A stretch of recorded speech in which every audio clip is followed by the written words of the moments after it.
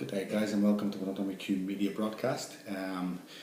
Yesterday I told you that today's program was going to cover the Rfid chip, okay, and basically what the chip is. It's a small implant that's placed inside under the skin of your hand. Now, this is going to be rolled out by 2017 by all the governments of the world as a joint venture. Now, they're trying to tell us that it's nothing to worry about and that it will be beneficial for society, because once the chip is scanned, it'll have your medical history. If you're on medication, it'll be able to tell them what type of medication you are. It'll have your bank details, your financial details, your work history, your social security number, your national insurance number, all this sort of stuff. Okay, so all you have to do is just wave your hand and you'll be able to access money from your account and this sort of thing. But I disagree.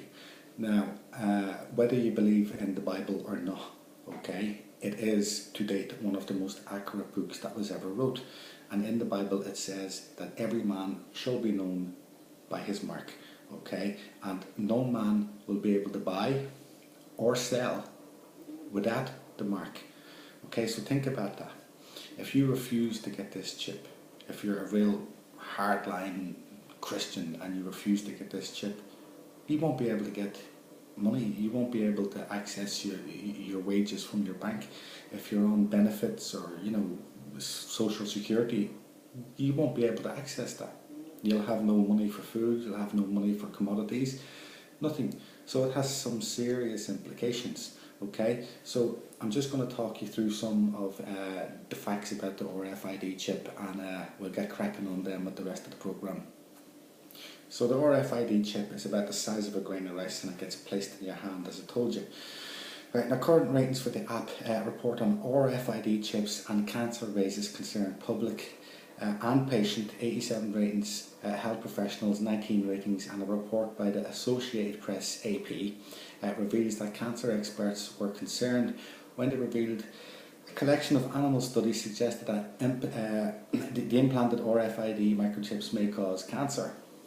There's one to raise an eyebrow. Now, although the expert says that there is no considerable difference between humans and animals, it's easier to cause cancer in a laboratory mouse than in a human, said one veterinary oncologist. For example, there was no sufficient concern for them to call for more long-term control studies to be done on larger animals and possibly humans as well. And this study was done back in the 1997. Now, RFID, short radio frequency ID microchips, are identity chips used in a range of applications, from identity tagging, library books, to cars, to pets. Now more recently, people, and in animals, they are interested, are inserted under the skin, as it says. Now, RFID chips usually contain two parts: an integrated circuit that stores information, and a receiver transmitter, also called the transponder, that senses when an appropriate scanning device is nearby and then transmits the radio frequency message to the device. The scanner picks up the radio signal and reads the information on the chip.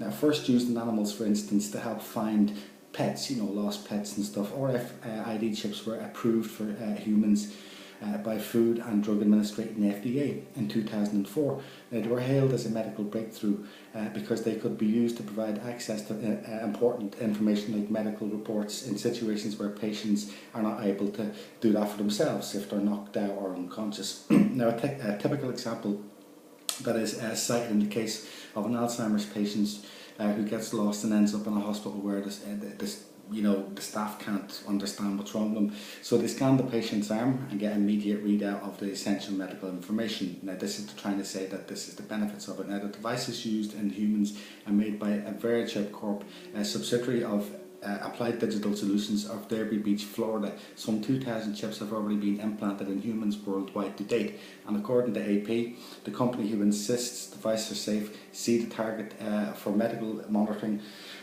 as for 45 million Americans. Okay, and Scott Silverman, chairman of CEO of Rfid Chip Corp, said in response to the question posed by AP that the company did not know about many studies that resulted in malignant tumours in lab rats. He says that humans are completely different from animals. I don't think so.